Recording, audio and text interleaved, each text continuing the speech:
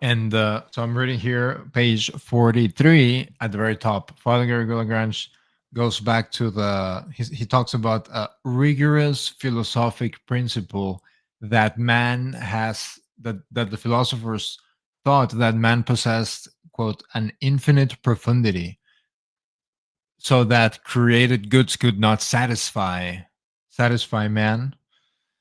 And I makes me wonder, Father, what would have been the attitude or the thoughts of the philosophers over in Greece when the apostles showed up to preach about this God who truly can, who is the only one that can satisfy man. Well, I mean, there were several philosophers that ended up converting to Christianity. One was Saint Justin Martyr; he was a philosopher. Another one too, Saint Augustine, also a philosopher, a Neoplatonist.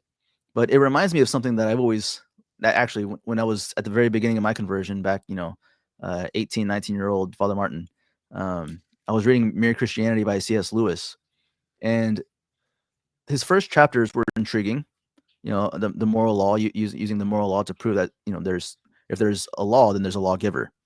And intellectually, they were convincing, but nothing in the book hit my heart stronger than his argument from desire, which basically said that each of our bodies, our human bodies, our natural bodies, has an organ that causes some sort of desire. So, like the stomach for hunger, reproductive system for intercourse, all the reproduction, those kinds of things. So there's an organ, a desire, and an actual object outside of ourselves to satisfy that desire.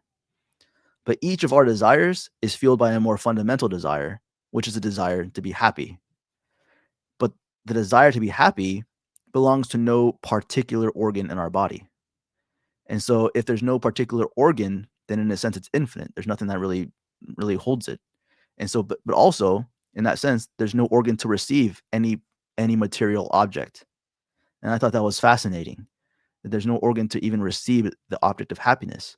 And so he concludes his argument by saying, if ever I should find in myself an innate natural desire that no object in this world can satisfy, what else can I conclude except that I was made for another world?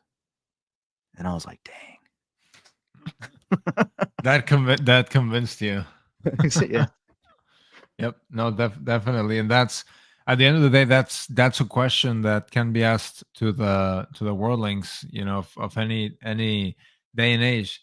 They know that they're not happy. And see, as Catholics, we know that we are not happy insofar something is lacking there on our part to live the life that God wants us to live, in charity, in prayer, and so on and so forth, in the love of God, in following divine providence. So we can understand that, but the worldling has no clue.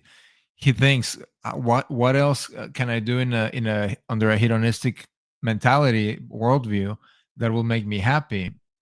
And truly, there's nothing. Like there's nothing that you can, like. Sure, you have a sip of this very good liquor. Okay, it's in that very moment it tastes good and everything, but absolutely everything fades, and there's nothing that can satisfy that whatsoever, as you mentioned, Father. Father Garrigou-Lagrange says, common reason and experience show us the possibility and necessity of loving God. Thank you for watching another video on Restless Heart Media. You can take part in providing more spiritually nourishing content by supporting our monastery.